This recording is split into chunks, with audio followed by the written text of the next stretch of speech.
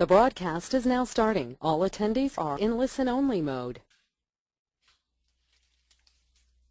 Good afternoon. Today we're here with Judy LaDeur, and we're going to talk about fourth quarter marketing tips and recruiting tips. So it should be a fun, exciting time for our exclusive Recruiting and Marketing Club members. Welcome, Judy. Thanks for being here today. I know you've had kind of a crazy week, a lot of travel. That's true, but and thank you, Julie, so much. This club and our Ultimate Recruiting Library would not be possible without you. Your creativity has just been wonderful. I've loved working with you this year. It has been a lot of fun, hasn't it? It really has. Well, welcome. We've got quite a few people on the line, so we've got a good turnout, and hopefully we'll have lots to learn from you like we always do. So go ahead, show us what you got. Perfect, great. Well, the first thing that we want to do is we basically want to just review a little bit of what you have in your kit that you got out, and to talk about the fact that it actually is recruiting season. And I don't know if you are aware of why we call this recruiting season, but maybe we'll start with an explanation on the recruiting season and let you know why it's such an important time to not only be marketing, but talking to the candidates in your marketplace. There are actually 2 times of the year that we have what we call recruiting season. A recruiting season is actually that time when agents are most vulnerable to being approached about making a change, and they're vulnerable when their activity level is kind of low. So let's just take a look at September. September is the first month after their summer holidays. The kids are back in school. They've been relaxing. They've been taking it easy. They have a lot of closings in June and July. August is traditionally a very slow time of the year for agents production-wise. Not that they couldn't be selling, just most choose not to. So they've closed everything out, nothing pending. They come back to work September 1st, sit at their desk and say, oh my gosh, I have nothing in the pipeline. I got to get working. And so there's kind of a panic moment that occurs when agents suddenly go out, start hustling, trying to get listings, looking for the buyers so that they can have a nice, strong first quarter. The reason we call it recruiting season is that when the agent discovers that they really don't have any business pending, when you call to say, how's your year, how's your last quarter looking, what's your company doing to support your business, those agents are more apt to listen to the options and talk to you if in fact things are not going all that well. So this is a great time of the year. Our second recruiting season is actually in January. We have the exact same thing happening. A lot of agents have slowed down for the month of December. We have a lot of holidays that take place during December. And again, agents have worked really hard for that last quarter. They take a little bit of a break and now they come back. So recruiting season simply means that in their mind, first off, it's easier to move without a lot of production pending. When they're not as busy, they're more likely to take the opportunity to come in and meet with you because they've got a little extra time on their hands. And for you, it just really is a great time for you to get focused, and that's why we were so excited to launch our Ultimate Marketing Club this time of the year. Now, hopefully, all of you received your kits last week, and you should have had a chance to read through the entire kit. However, having been a broker, and that many of you got the kit, quickly glanced at it, thought, how cool, and then you moved on to all the other things that you're doing. And so today is our chance to really kind of review that kit a little bit with you and to make sure that you know how to work that kit. Again, Judy, I don't mean to jump in, but I do want to let everybody know that they can use their control panel to type questions to us at any time, and we'll cover this later on in the process. Oh, great. Thank you so much, Julie. That's a great idea. So as I was saying, there's a lot of information in your club kit that you're going to get each quarter. Now remember, since this is our first time getting the club kits to you, let me just remind you of a few things. By popular demand, brokers said, look, we love your stuff, but we get it and sometimes we forget to use it in a regular basis. Is there any way that you could remind us what we should be doing when we're supposed to do it? And so we decided that why not just every quarter send you a kit with some ideas for that quarter, some timely information as far as what's happening at that time of the year, some tips, some phone scripts to follow up your marketing tools, as well as, again, sometimes there's specific times like this where even retention is really huge. So when you get this kit, don't just open it and think, wow, how cool. It's only a 3-month plan of attack, which is real easy to do for any of you. So whether you're doing it yourself or you're delegating it, read through your kit, look at the articles that we print, choose the letters that you want to go out, modify them slightly if you want, and obviously once that letter goes out, then you need to get on the phone and start calling those agents. So every 3 months you're going to get your kit. Be a great reminder.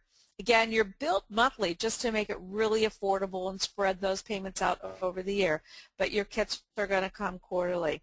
Now this month's article, which I just love this topic, is the topic of first off, are you ready for recruiting season? That means, do you know who you're going to be talking to? Are your marketing pieces going out? And, are your interview skills sharp? Hopefully they are.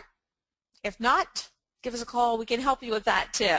But the question that we have for everybody this fall is, are you a hunter or are you a farmer?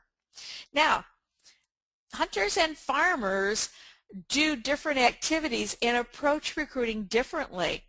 For you to cash in on that fall recruiting season, you have to identify whether or not you are a hunter, a farmer, or in my opinion, the very best thing is to be both.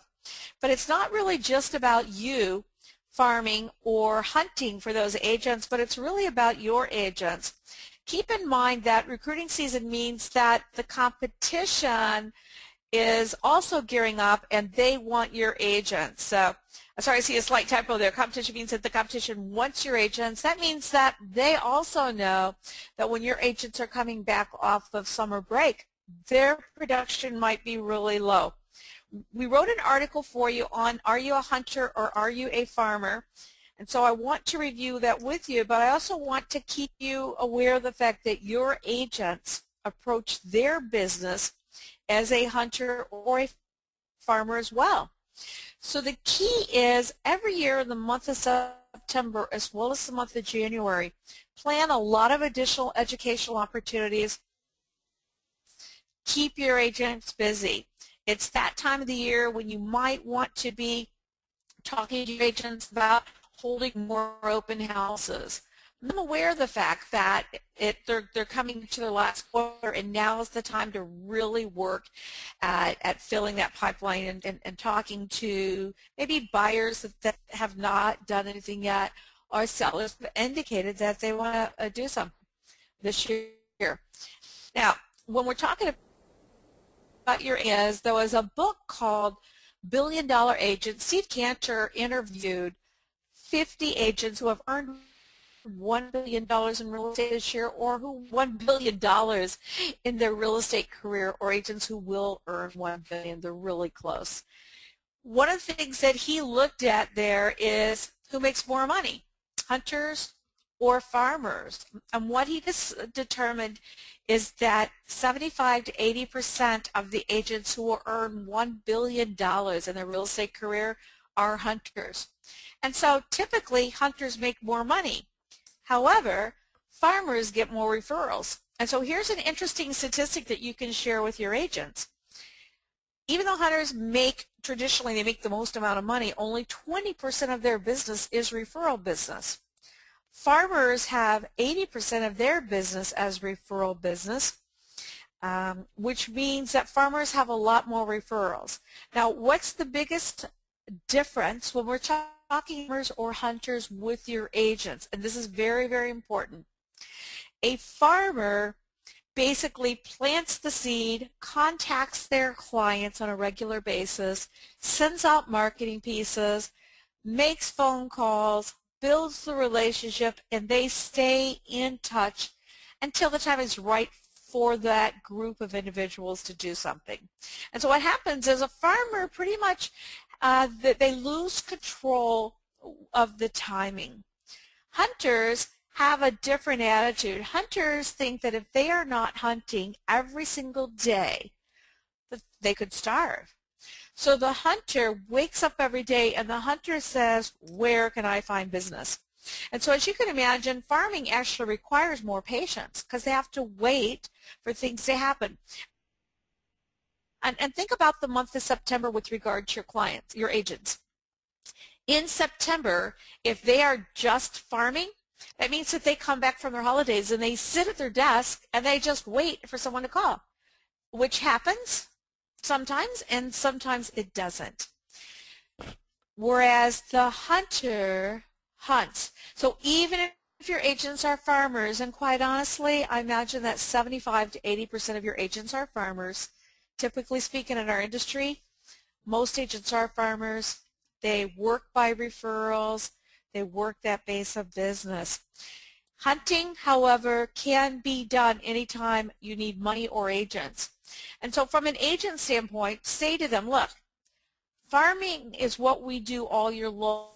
Keeps a constant flow of money coming in. However, there are times when you need to ramp up your business and you need to hunt for business. Now, for an agent, hunting for business would be going right to the for sale by owners because they already know they want to sell their house. Or it's going to an expired listing. They already know they want to sell. It's doing mass mailings, mass calling, calling around to just listed, calling around to sale. It's hunting for business. Anytime they'll hunt, they'll get busy, fill their pipeline, and they'll make money. Now let's just kind of review this process with you as a broker, okay? Again, brokers who are out there aggressively, assertively, on a daily basis looking for agents will always hire more agents, and in the long run will probably have a more profitable business faster, and that's really the key. So I think that there's times when as a broker you have to be a hunter. Everyone should be a hunter during recruiting season, which is where we're at right now. But in addition to that, if you're starting a new office, opening up a branch office, or you just need agents, you have to rely on hunting. And hunting is the way to quickly build your agent count. So here's my question for all of you, and this question is in your kit. If you had to get 10 agents in 30 days, or literally shut your business down, okay, if that's what it came to, where would you look and what would you do? So whether you're a hunter or a farmer, they both are successful. Hunting means that you do the same thing as agents. You go looking for the business that you know, to listening to what you have to say. For example, if we have a struggling agent, an agent that is not making the kind of money that they want, they are always going to be willing to listen to you. So there's a letter, resource number 5. It's the struggling agent letter, time for a change. And we took the fall season and said, it's fall, is it time for a change? And what we basically talk about is the fact that change is something that most people really try to avoid. But can you imagine never seeing the changing of the seasons? And so it's a great time to remind us that change is not only good, but it's also necessary. And so we put that letter in there because you can go after agents that are struggling, and then resource number 6 is your phone script for struggling agents so that we can, you can follow up that letter and talk about the reasons why someone would struggle. One of the agents that's also very vulnerable always is that agent that's in their second year of real estate. A lot of agents have expectations that maybe far exceed what might be reasonable for the average agent for their first year, and so as they're approaching that second year, they're kind of disappointed. Very easy agent to open up a dialogue with to say, did you have the first year that you had expected? And are you happy with your level of production right now? And if not, can we talk to you about how we might be able to change that? New agents, another great way to go after business, because obviously you can either prospect schools, place whether it's in the newspaper or on the internet, control that. So you have 10, 20 people inquiring. You put 4 or 5 in school, follow up, hire a couple of them. Very easy thing to control. However, it does take a little time. Hunting also at all times, if there's a company that has a change taking place, whether it's a name change, a location, even a management change, be aware of the fact that at that moment that that change is taking place, you need to go and talk to those agents because they're definitely going to be vulnerable. Now, farming, the reason why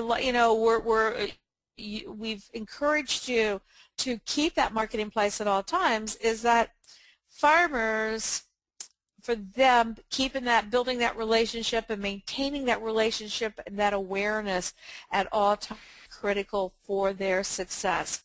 So if you're a farmer, a broker who basically maintains relationships, you probably have a great relationship with not only your agents, but agents that you've recently recruited. So ask them, who should we be talking to right now? Whose business is maybe not quite where it's at right now? And again, most agents, when they are in an environment that they really enjoy, they're going to always do better. Now, what marketing is designed to do, and that's why we've given you a lot of different types of letters, so you can pick and choose what you like, but marketing is designed to stay in touch, critical for farmers, educate, great for both farmers and hunters, curiosity, and the desire to know more about your company. Okay, so as a farmer, you have to keep your marketing in place all the time. As a hunter, it should, again, raise that curiosity level and prompt a few people to call you. But again, my hunters out there are not going to wait for those agents to call them. They're basically going to go after you. And so that hunter basically is looking to see who's unhappy today. Now, typically speaking, hunters will prospect to a lot more agents. A hunter might have a hit list of 500 or 1,000 agents that they are marketing to at all times. And whenever someone tells me they've got 1,000 people they're marketing to, I always say to myself, there's a hunter. They're just going after everybody because sometimes someone's always unhappy at some point. However, farmers tend to have 50 to 100 on their list. And again, that's fine because it's easier to build a relationship with 50 to 100, but keep in mind that if those 50 to 100 are not unhappy right now and you need agents, you're stuck. You just have to hope someone's going to call you. So that's why it's so critical for my farmers out there to adopt more of a hunting attitude this time of the year. Now, let's just talk a little bit about some of the letters and scripts in your kit. This is probably one of my favorite times of the year to do marketing because there's so many holidays we have to work around. As you can see, resource number 9, we talk about monsters and the movie Monsters. Quite honestly, if you haven't seen the movie, you should. Great family movie, but also it's a great fun little thing to add to your top 10 to top 25 Monsters Inc. Basically, it teaches us that not only do we not have to be afraid of monsters, but in fact, the monsters are more afraid of us. And it's kind of a funny thing that says, oh my gosh, I had no idea they were afraid of me. I'm afraid of them.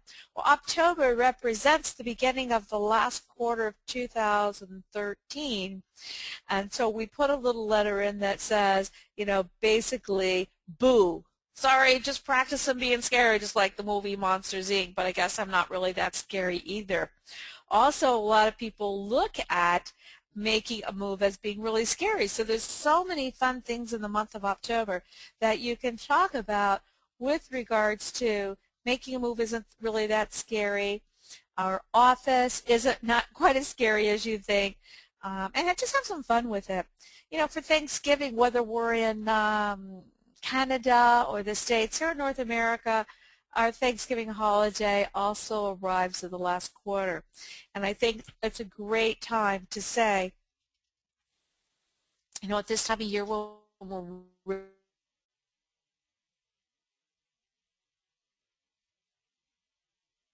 we're really thankful for the opportunity to work with professionals such as you.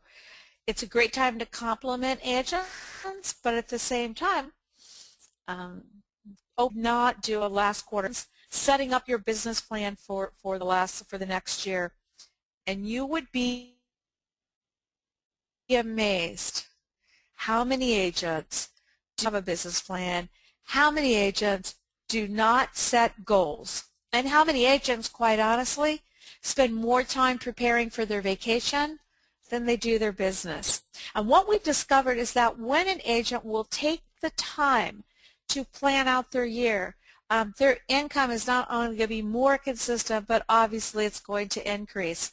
Now, I mentioned earlier that when we took a look at the agents who have earned $1 billion in commissions in their real estate career or are close to earning $1 billion, right across the board, all of those agents spend time daily and weekly planning their business. First off, each one of them said that they usually take an average of 3 days in the last quarter to go to a highly motivating event, something that is designed to really recharge them, refocus them, even retrain them in certain areas. So they spend 3 days getting recharged.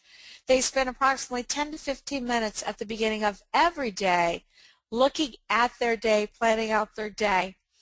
And at the beginning of the year, in that first week of January, they usually spend an average of 3 to 6 hours developing a business plan for the year.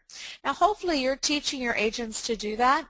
And if you are, one of the easiest things that you could do is to let the agents out there know that if they don't have the kind of support that helps them develop a business plan and effectively implement it, that you would be more than happy during the time that you're talking about your company to also talk to them about the business plan and to help them develop a business plan that's right for their business.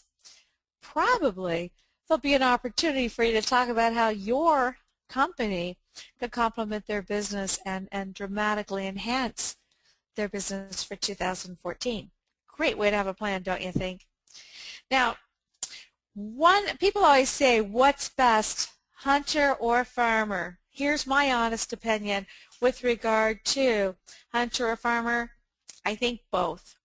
I think as a broker, you have to have a list of people that you are constantly in touch with, that you're communicating with, so that when the timing's right in their real estate business, that you can be face-to-face with them to talk about your company and the opportunities that you offer. So everybody should be developing those relationships and staying consistent throughout the course of the year. However, hunters, statistics... It's breaking up a little bit, Judy.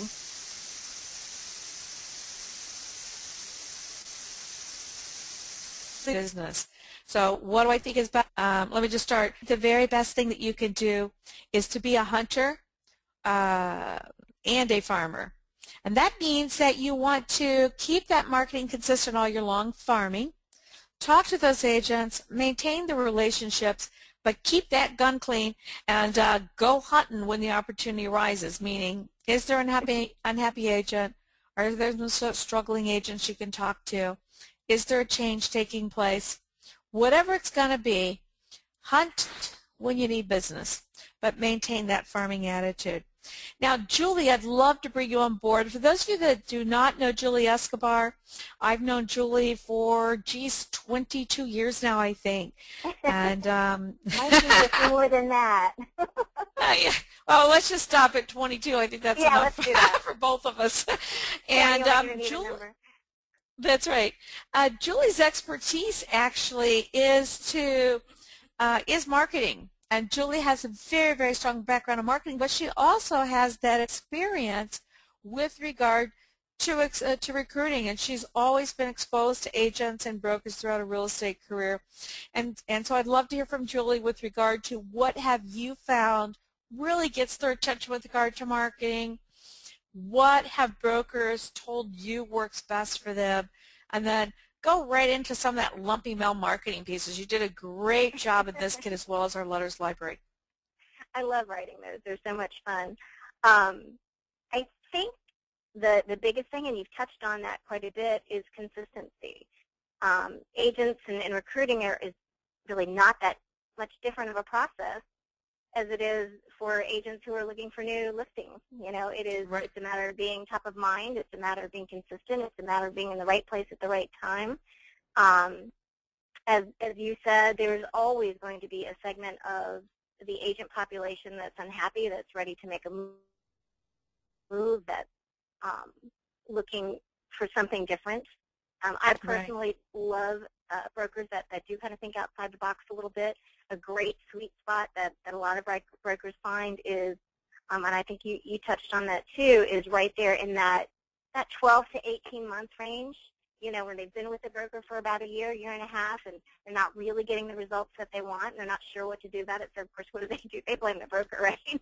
Right. But it's an opportunity, and there's plenty of lists available to go back and find those agents that started in the business, you know, a year ago, 18 months ago, that kind of thing, and reconnect with them and start opening up that dialogue, opening up that relationship. Right. And I think that can be a very powerful tool. I think brokers, just like realtors, again, their biggest stumbling block is not having lists. You know, so you really do have to build that list. You know, you need your hot list at all times of the people that you're gonna stay on top of. You're gonna be listening. You have your ear to the ground to the market. You're gonna make sure that that you know what's going on in your market. So if there are those changes, that you're one of the first people to know about it, so you can jump all over it. So I think it really, you know, and is it easy? No, it's not necessarily easy to have all those plates spinning, but to really grow an organization that's got some longevity and that has some great agents and that can really start building momentum, I think that's really strong for a broker. Right. Good. Excellent. You know, looking at the lumpy mail pieces, I just want to kind of restate for the brokers that are online and that will be listening to this recording that the lumpy mail pieces that we have not only in our Ultimate Recruiting Letters Library product that was released in June and again co-written with Julie, each time that you get one of your kits, we're going to put a lumpy mail marketing piece in them. Some brokers actually do send a lumpy mail piece to all of their hit list. Just depends on how big your hit list is and again what your goals are. But here's what lumpy mail does. It really gets their attention because not only do you have the note or the letter, but you stick something in there. And Julie, I love the way you put a visual on each of them to kind of help people think, geez, you know, what should I put in there? You've got your resource number 11, Make the Puzzle Work, showing those little puzzles that we all do at Cracker Barrel when we're waiting for our meal to arrive. You could actually buy right. You could actually buy those puzzles and put them in a little box and send it to your top 10 or 25 people on your hit list, or again send it to all of them. But you could also get a just a flat puzzle. You know, when you get things like at the dollar store or whatever, you could do kind of a flat puzzle that goes in, makes it a little bit easier to mail out. You know, letter number 12, Who Says Sales Can't Be Fun? You've got those great little snowmen, you know, kind of bouncing around. Well, you could take some of that fake snow and put it in with that letter, so when they open it up, of course they're going to have to vacuum. But if you wanted actually sometimes I just think, oh my gosh, I can't believe I just dumped that on the floor. But you could also do like little snow if you wanted something easy, or again, get a little box and take a little snowman. It's so easy to go to the hobby store these days and stick something cute in there for them to see. Sure, and they have like those foam snowflakes and that kind of thing too. So I mean, these are really just to kind of get your mind wrapped around, and it's so even with each one, we're going to include, like with this one, we have the puzzles, and I always include a link of where you can find something like that. But just use your creativity. And each one of these you can just copy and paste into Word, or copy and paste it into your email, or so that, and then just kind of make it your own, which I think that part's very important too. Thank you so much for reminding me of that. I actually forgot that we did decide that we put that link in there because we've pretty much made it a no-brainer for brokers. We've got everything here for you. You don't really have to do anything but implement it. And so thanks for doing that research, Julie, and thanks for that as well. We've even got a millennial email or letter in here too, and millennials are really becoming a strong surgeon in our marketplace. That 30-ish crowd, they're tech savvy, they're ready to and eager to be entrepreneurs and build business. They tend to kind of go quick, but what they really need is answers, and they need to be able to hit the ground running. So we've got something in here for that as well, which is kind of fun. Oh, we've got great. Social media posts, which is fun. Why don't you go ahead and talk about that, because you are the social media queen. So well, just some fun ideas for working with agents in your area. Like sponsor in October would be a great time. In most areas, there's a haunted tour, a haunted house, or even a ghost tour. If I love Charleston for that kind of thing. But you could get a group of agents together, or a hayride, or something fun for them and their families. Anything that's going to make you memorable, anything that's going to make you really stand out and seem like, not only are you a great broker and organization, but you're very focused on the people, and because the bottom line, they're all people, right? And whether we're recruiting or whether we're selling real estate or whatever sales we're in, bottom line is a people business. So we like to get some fun ideas that get you out in the community, get you visible to the agents in the area, visible as an organization to the consumers in the market area, because the more you are visible in that way, certainly that makes it a lot easier for your agents to gain market share as well. Right. Become part of the cause. This is a neat thing that some, medium and larger, but even a small office can do it as well, is to create some kind of a charity drive in your market area, whether that's, working with like a metropolitan ministries, or working with the local soup kitchens, or in some areas, coat drives for kids and those type of things, or, any of those. There's a lot of food organizations now that help. Anytime you can bring a cause into your organization, it does a couple things. It gets your team working together. It makes you more visible in the community. And it makes you more attractive to a lot of agents who, that's what they're eager to do. They want to know that your organization is not just, it's not all business, that you are part of a community, you are servicing a community. So that's, absolutely. And anytime you can bring people together for a common cause, that's teamwork at its finest. Right. 3 a week, and choose 3 agents per week to thank during the holiday seasons over the next fourth quarter. And those can be your agents, and I suggest some of them should be your agents, and as well as agents in your market area that are doing some outstanding things. So maybe you've got someone that co-broked with your agent, and they did an awesome job. Everything went smoothly. They handled problems without complaining, without being, without being mean or hateful or any of that good stuff. So, call them out. Tell them what a great job, because a lot of times what happens is their broker hasn't given them those kudos. Their broker hasn't given them the attaboys and the pats on the back that everybody needs once in a while. So if you're the one in the marketplace that's on your Facebook and on your LinkedIn going, oh, you know what, Joe Smith has done a fabulous job. Just co-broked with one of my agents. Smooth sailing transaction, wonderful with clients. Great job, Jim. Couldn't have handled it better. You're an inspiration to agents in our area, that kind of thing. Right. So an open house is always a good thing. It's the perfect time of year to be doing that kind of thing. So the thing to keep in mind with social media is to not make it all about business, to definitely show a little bit of your personality, spotlight your agents and their success stories, spotlight the consumers in your area and even other businesses in your area. Those are great things to talk about, and just really pay attention to it. It's a great opportunity for agents to kind of get to know you.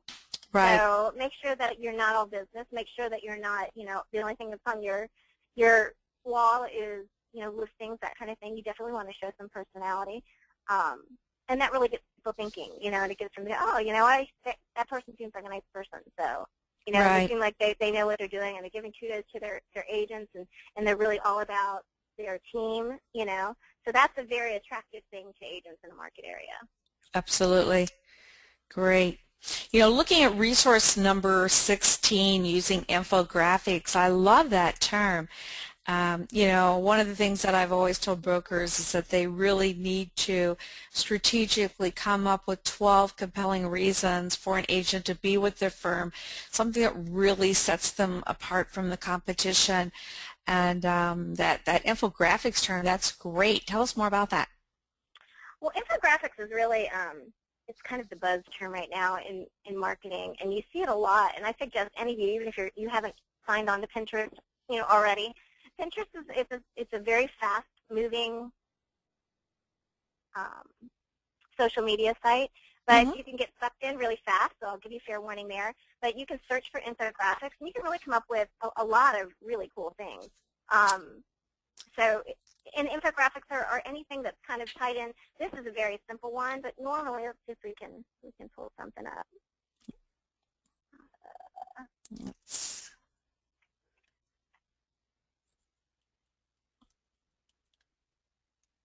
It's a very visual site.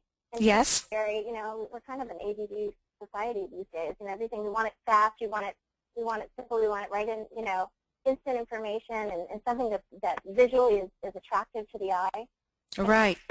Real estate infographics, hopefully it's going to come up here. Just amazing how technology has advanced so quickly over the last few years, isn't it? It is. There we go. So all of these are real estate infographics, like this one, for example, optimistic signs of the long-term housing demand. And you can get a lot of information if you subscribe to Inman or KCM Marketing or, you know, any of those. There's so much information out there, but it's kind of fun. You can make it specific to you if you've got, you know, anybody that's practically, you know, tenants in your office. You know, and there's all kinds of neat things that you can do, but you can make it really simple. Or really exciting, like this real estate agents. I think this one's kind of cool. Agents employed. This I think is from our. Oh, where did it go? Right. Very cool. Tells a little bit about agents. That's infographics. This is it's very appealing to the eye. It says what it is. It's got a lot of information, and it's something that people kind of hold on to. So I think that's a great tool to use. Great. And just kind of make it your own. And I like what you're saying is to take something like that, something that's beautiful and like this, but really wrap it around what your organization is about. If you've got 12 differentiators for your company, you can create 12 infographics about why your company, and you could use testimonials on that. You could use your agent's pictures. You could use, obviously, your logo and information. Talk about, you know, maybe how agents in your office are averaging more production per year, that type of thing. All of this would make great content for infographics. So you can make it as simple. There's a great site that I actually love. It's called photodune.com. And it's a royalty-free stock photography. Most royalty-free sites are very expensive, but this one is very affordable. So you can go here and grab your graphics for that. I mean, just for a few dollars each for what you're using it for. So this is a great site. Nice. Please bookmark photodune.net. And it doesn't cost anything to sign up. You just sign up and you just pay for what you're purchasing. But it's really simple to download the graphics, and it's really affordable. So I think that's a great tool when you're trying to develop some infographic marketing. Great. Wow, what a great resource for the brokers. I know that just the concept of infographics is going to be new for most of our brokers, and that great site to pull some great visuals. Gosh, what a great resource. Thanks a lot, Julie. The one thing before we see if there's any questions from our audience that have not been addressed yet, that I want to just talk about is the difference between our marketing club and the ultimate marketing resource guide that we produced in June. We do get a lot of calls here at the office from brokers who have been a little confused, and so let's just clarify it. Myself, every 3 to 4 years, I've always produced a recruiting letters library. In fact, the one we produced in June was the 4th that I've produced. one of the reasons that I would wait 3 or 4 years is that each library would have, 200 or 300 marketing pieces in it, letters, notes, follow-up, things of that nature. Brokers love the letters library because it gives them a lot of stuff to look at, and again, they can make it very customized to them. And so as we created this marketing resource guide, Julie, again, very instrumental in helping to create it this year. With technology, we were able to do a lot of things that we haven't been able to do in the past. When you look on the index, you click on it just like this product, you go right to the product, easily customizable, and again, couple hundred letters, lots of variety, lots of lumpy mail, notes, things of that nature.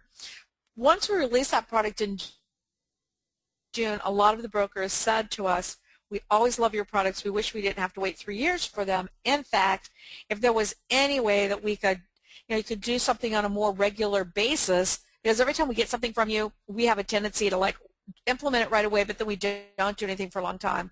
So we came up with basically our ultimate real estate recruiting letters and marketing resource library is very extensive, has a lot of information for brokers.